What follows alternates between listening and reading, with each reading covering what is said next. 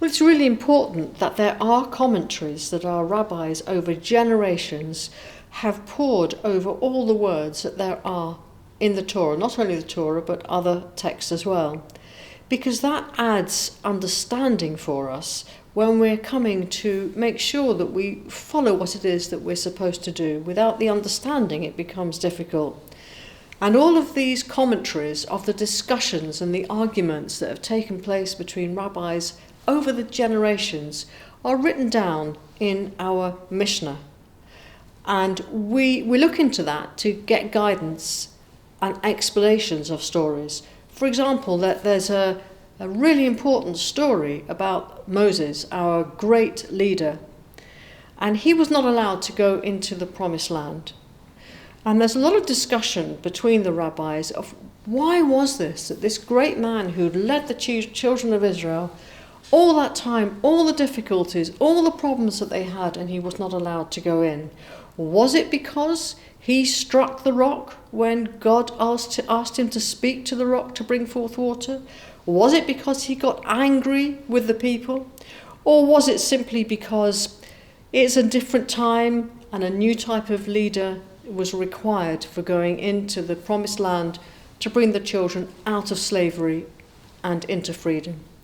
And our rabbis have looked into that to help us to understand what was going on there.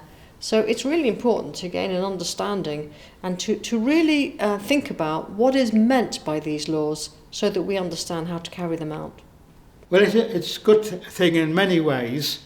And one thing that if you wrote everything down in sacred text, it would not be small enough to carry around. It would be a whole library.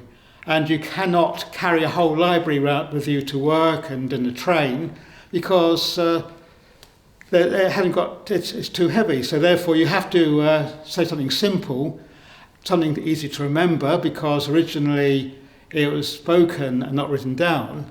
And therefore it has to be a short summary. And therefore when rabbis come along and other people, they say, what does this mean? What does that mean?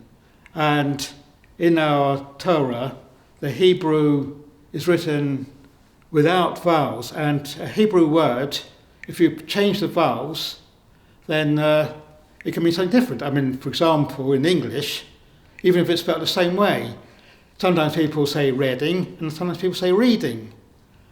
So so you have to say, well, did they mean reading or did they mean reading in this text? And so they argue, and someone says, oh, they meant reading, and other people say, oh, they meant reading.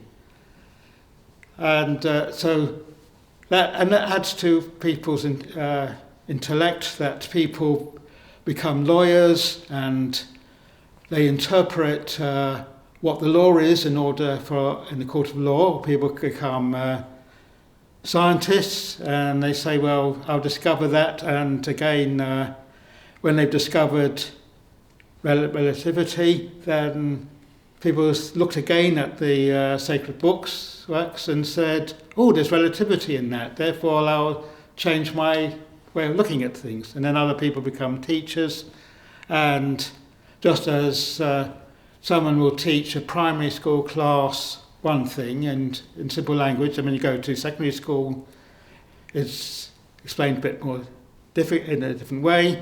When you go to university you look at it a different way, and when I did my masters, I had to look at maths in a completely different way. So there's it's interpreted according to what the people who are looking at it.